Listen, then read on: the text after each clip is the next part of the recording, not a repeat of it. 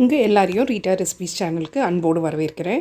இன்றைக்கி நம்ம வீடியோ என்ன பார்க்க போகிறோன்னு பார்த்தீங்கன்னா, அதுக்கு முன்னாடி ரீட்டா ரெசிபீஸ் சேனலை சப்ஸ்கிரைப் பண்ணிவிட்டு பக்கத்தில் இருக்க பெல் ஐக்கான் அழுத்திட்டு ஆல்ன்ற பட்டனையும் அழுத்துங்க. அப்போ தான் நான் போடுற புது வீடியோஸ் உங்களுக்கு நோட்டிஃபிகேஷனில் வரும். உங்களுக்கு இந்த வீடியோ பிடிச்சிருந்தா கண்டிப்பாக லைக் பண்ணி ஷேர் பண்ணுங்கள். ஸோ தட் எனக்கும் ஒரு மோட்டிவேஷனாக இருக்கும்.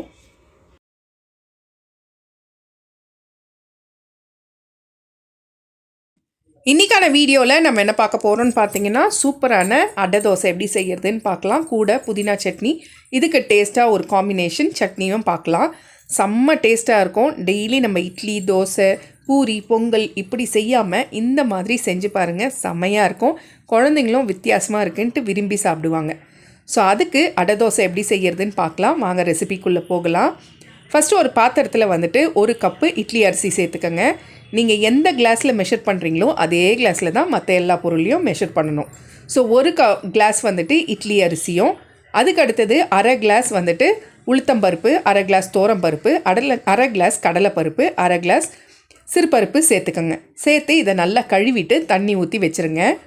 கூட தண்ணி ஊற்றி வைக்கும்போது ஒரு 10லேருந்து 12 வரமிளகா சேர்த்துக்கோங்க. காஞ்ச மிளகா இருக்குது இல்லைங்களா, அதை சேர்த்துட்டு ஒரு 4லேருந்து 5 மணி நேரம் ஊற வச்சுருங்க. இப்போ 5 மணி நேரத்துக்கு அப்புறம் ஒரு மிக்சி ஜாரில் நம்ம வந்துட்டு வரமிளகா நம்ம 10 எடுத்து வச்சுருந்தோம் இல்லைங்களா, அதை சேர்த்துக்கலாம்.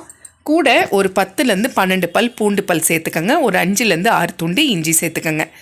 இது கூட வந்துட்டு 1 டீஸ்பூன் சோம்பு சேர்த்துக்கோங்க. இதெல்லாம் சேர்த்துட்டு இப்போ நம்ம ஊற வச்சுருந்தோம் இல்லைங்களா, அரிசி, தோரம்பருப்பு, கடலைப்பருப்பெல்லாம், இதெல்லாம் வந்துட்டு நல்லா தண்ணியை இருத்துட்டு மிக்சி ஜாரில் சேர்த்துக்கோங்க. நான் இன்றைக்கி 3 பேட்சாக அரைக்க போகிறேன். உங்களுக்கு ஜார் பெருசாக இருந்தால் நீங்கள் 2 பேட்ச் கூட போட்டுக்கோங்க. தண்ணி கொஞ்சம் கூட சேர்க்காமல் நல்லா ஒன்றும் பாதியமாக, அதாவது கொரகொரப்பாக அரைச்சிட்டு வந்துடுங்க. இப்போ ஒரு ஈடு போட்ட பிறகு மறுபடியும் அதே மாதிரி 2வது ஈடும் நம்ம சேர்த்துக்கலாம். சேர்த்துட்டு ஃபுல்லாத்தையும் இதே மாதிரி அரைச்சிட்டு வந்துடுங்க. கொஞ்சம் கூட தண்ணி சேர்க்காதீங்க, ஏன்னா ஏற்கனவே நல்லா ஊறி இருக்குது இல்லைங்களா, அதனால் தண்ணி எதுவும் சேர்க்காமல் தண்ணியெல்லாம் இருத்துட்டு வெறும் அந்த பருப்பையும் அரிசியும் மட்டும் சேர்த்துட்டு நல்லா கொரகொரப்பாக அரைச்சிட்டு வந்துடுங்க. இப்போ இது கூட வந்துட்டு 1 டீஸ்பூன் உப்பு சேர்த்துக்கலாம். கூட அரை டீஸ்பூன் மஞ்சத்தூள் சேர்த்துக்கோங்க. சேர்த்துட்டு இதை எல்லாத்தையுமே கொஞ்சமாக 1 கிளாஸ் தண்ணி ஊற்றி ஃபஸ்ட்டு நல்லா கலந்து விட்டுருங்க. பதம் வந்து தோசை மாவு பதத்துக்கு இருக்கணும், ரொம்ப கட்டியாக வேண்டாம். அதனால் வந்து நான் இன்னும் 1 கிளாஸு சேர்த்துக்கிறேன். சேர்த்துட்டு எல்லாத்தையும் நல்லா கலந்து விட்டுட்டு இப்போ கருவேப்பிலை, ஒரு கைப்பிடி கருவேப்பிலை எடுத்து நல்லா கிள்ளி சேர்த்துக்கோங்க. அதுக்கு அடுத்தது மீடியம் சைஸ் வெங்காயம் வந்து ஒரு 2 வெங்காயம் கட் பண்ணி அதையும் பொடியாக கட் பண்ணி சேர்த்துக்கோங்க. இதை எல்லாத்தையுமே நல்லா கலந்து விட்டுட்ட பிறகு கொத்தமல்லி வந்து தேவைன்னா சேர்த்துக்கோங்க. ஒரு கைப்பிடி அளவு கொத்தமல்லி பொடியாக கட் பண்ணி அதையும் சேர்த்துக்கோங்க. இப்போ இதை மொத்தமாக கலந்து விட்டுட்டு உப்பு செக் பண்ணிக்கோங்க. ஏன்னா நம்ம 2 வாட்டி தண்ணி ஊற்றிருக்கோம் இல்லைங்களா, ஸோ உப்பு வந்து செக் பண்ணிவிட்டு உப்பு தேவைன்னா நீங்கள் சேர்த்துக்கோங்க. நான் கொஞ்சமாக உப்பு ஒரு அரை டீஸ்பூன் கூட சேர்த்துக்கிறேன். இப்போ இதை எல்லாத்தையுமே நல்லா கலந்து விட்டுட்டு ஒரு தவா வச்சுருங்க. தவாவில் வந்துட்டு லைட்டாக எண்ணெய் ஸ்ப்ரே பண்ணி விட்டாலே போதுங்க. நல்லா ஹீட் ஆன உடனே நம்ம வந்துட்டு அடைக்கு தேவையான தோசை மாவை ஊற்றிக்கலாம். ஸோ ஊற்றிட்டு நல்லா தேய்ச்சி விட்டுருங்க. தேய்ச்சி விட்டுட்டு கேஸை வந்து எக்காரணத்தை கொண்டும் ஸ்பீடாக வைக்கக்கூடாது. கேஸு டோட்டலாக ஸ்லோவாக தான் இருக்கணும். அது அப்படியே நல்லா வெந்து வரணும், சரிங்களா. ஸோ வந்து ஃபஸ்ட்டு நல்லா ஊற்றி ஸ்ப்ரெட் பண்ணிட்ட பிறகு இப்போ எண்ணெய் வந்துட்டு நான் ஸ்ப்ரே பண்ணிக்கிறேன். இப்போ வந்துட்டு ஒரு 5 நிமிஷம் ஆகும். அந்த அளவுக்கு நல்லா ஸ்லோவாக வெந்து வரும். எடுக்கும்போதே ஈஸியாக வெந்து வந்துடும். ஸோ அதை வந்துட்டு ஒரு சைடு வெந்து வந்தோடனே அடுத்த சைடை திருப்பி போட்டு அதே மாதிரி ஒரு 3லேருந்து 4 நிமிஷத்துக்கு நல்லா ஸ்லோவாக வேக வச்சுக்கோங்க. எவ்வளோக்கு எவ்வளோ நல்லா வெந்து வருதோ அவ்வளோக்கு எவ்வளோ நல்லா கிறிஸ்பியாகவும் இருக்கும். அதே மாதிரி வந்துட்டு மேலெலாம் நல்லா கோல்டன் ப்ரௌனாக இருக்கும். ஸோ இந்த மாதிரி இருக்கும். ஸோ இது பக்காவாக ரெடியான பிறகு வேறு பிளேட்டில் ட்ரான்ஸ்ஃபர் பண்ணிக்கோங்க. அதே மாதிரி தான் இருக்கிற மாவு எல்லாத்தையும் ஊற்றி ஸ்ப்ரெட் பண்ணிக்கோங்க. எண்ணெய் ரொம்ப சேர்க்க வேண்டாம், லைட்டாக சேர்த்தாலே போதும். அவ்வளோதான். சூப்பரான அடை தோசை வந்துட்டு ரெடி ஆகிடுச்சிங்க. நல்லா கிறிஸ்பியாக, அதே மாதிரி செம்ம டேஸ்ட்டாக, நல்ல காரமாக சூப்பராக இருக்கும். ட்ரை பண்ணி பாருங்கள் கண்டிப்பாக. ஸோ இப்போ அடை தோசை முடிச்சிட்ட பிறகு இதுக்கு கண்டிப்பாக ஒரு காம்பினேஷன் இருந்தால் நல்லாயிருக்கும் இல்லைங்களா.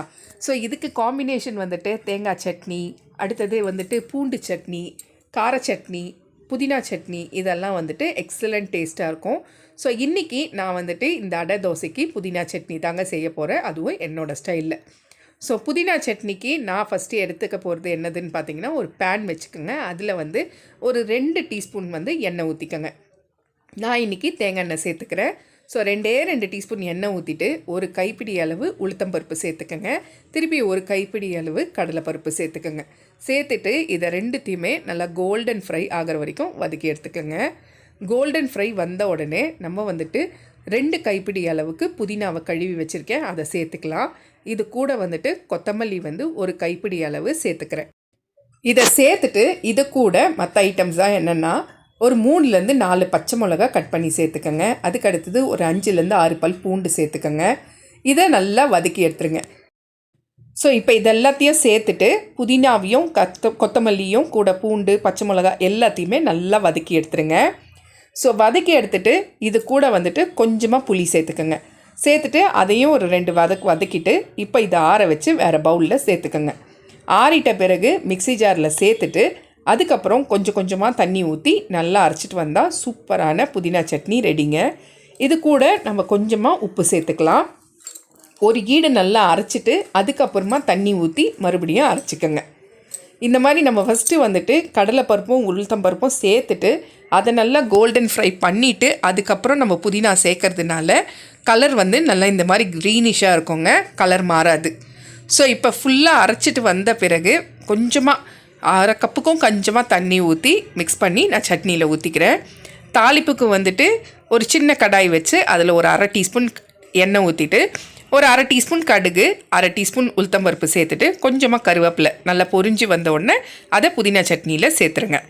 அவ்வளோதான், சூப்பரான டேஸ்டான புதினா சட்னி ரெடி ஆகிடுச்சிங்க. நல்லா புளிப்பு காரம் எல்லாமே சூப்பராக இருக்கும். கண்டிப்பாக ட்ரை பண்ணி பாருங்கள். ஸோ இப்போ வந்துட்டு நம்மளோட அடைக்கும் கூட சேர்ந்து புதினா சட்னிக்கும் சரியான காம்பினேஷனுங்க. செம்மையாக இருந்துச்சு. கண்டிப்பாக மிஸ் பண்ணாமல் ட்ரை பண்ணி பாருங்கள். செஞ்சு பார்த்துட்டு எப்படி இருந்துச்சுன்னு கமெண்ட்டில் கண்டிப்பாக சொல்லுங்கள். ஸோ சூப்பரான அடையும் புதினா சட்னியும் ரெடி. நம்மளோட குவாலிட்டி ப்ராடக்ட்ஸில் நலங்கு மாவு சேல்ஸ் பண்ணிகிட்ருக்கோன்றது உங்கள் எல்லாருக்கும் தெரியும். நிறைய கஸ்டமர்ஸ் எங்கிட்ட வாங்கி சிஸ்டர் சூப்பராக இருக்குது நலங்கு மாவு அப்படின்னு சொல்லிட்டு ரிப்பீட்டடாக வாங்கினவங்க நிறைய பேர். அதுக்கடுத்ததாக சியக்காய் தூள், செம்பருத்தி தூள், அடுத்தது மருதாணி தூள், ஆம்லா பவுட்ரு எல்லாமே நம்ம ரெடி பண்ணி சேல்ஸ் பண்ணிகிட்ருந்தோம். தலைமுடிக்கும் முகத்துக்கும் இதுவும் நல்ல ஒரு சேல்ஸு, நல்ல ஒரு ரீச் கொடுத்தது கஸ்டமருக்கு. அடுத்ததாக நம்ம செஞ்சது சோப்பு ரெடி பண்ணோம். சோப்பில் குப்பமேனி சோப்பு, துளசி சோப்பு, நலங்கு மாவு சோப்பு, மஞ்சள் சோப்புன்ட்டு சோப்புலேயே ஒரு 5-6 வெரைட்டி ரெடி பண்ணி அதையும் சேல்ஸ் போட்டோம். எல்லாமே நல்ல ஒரு லாங் லாஸ்டிங்காக இருக்குது, நல்ல ஒரு ஃப்ராக்ரன்ஸ் இருக்குது அப்படின்னு சொல்லி நிறைய கஸ்டமர்ஸ் வாங்க ஆரம்பித்தாங்க. இப்போ நம்ம லான்ச் பண்ணியிருக்கிறது என்னதுன்னு பார்த்தீங்கன்னா ஹேர் ஆயில் தான், குவாலிட்டி ஹேர் ஆயில். இதில் 12 விதமான பொருட்கள் நம்ம சேர்த்துருக்கோம். துளசி, கற்பூரவல்லி, அடுத்தது மருதாணி, செம்பருத்தி இலைன்ட்டு 12 பொருட்கள் சேர்த்துருக்கோம். செக்கில் ஆட்டின தேங்காய் எண்ணெயை வச்சு தான் நம்ம இந்த ஹேர் ஆயிலை ரெடி பண்ணிகிட்ருக்கோம். ஸோ இங்கே இருக்கிற ப்ராடக்ட்ஸில் எது வேணும்னாலும் மேலே இருக்க நம்பருக்கு வாட்ஸ்அப் பண்ணுங்கள். இன்னொரு விஷயம் சொல்லணுன்னா, கண்டிப்பாக உங்கள் சப்போர்ட் இல்லாமல், உங்களோட பிளெஸ்ஸிங்ஸ் இல்லாமல் இந்த அளவுக்கு எங்களால் வந்திருக்க முடியாது. ஸோ இந்த ஹேர் ஆயிலுக்கும் உங்களோட சப்போர்ட்டையும் அன்பையும் எனக்கு கொடுப்பீங்கன்னு நான் நம்புகிறேன்.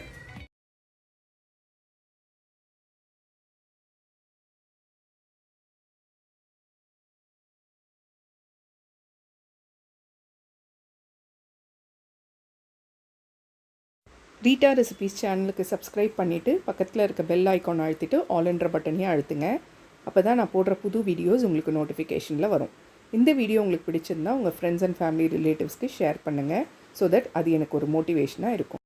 வீடியோ பிடிச்சிருந்து நல்லா இருந்துச்சுன்னா ஒரு சின்ன கமெண்ட் கொடுங்க.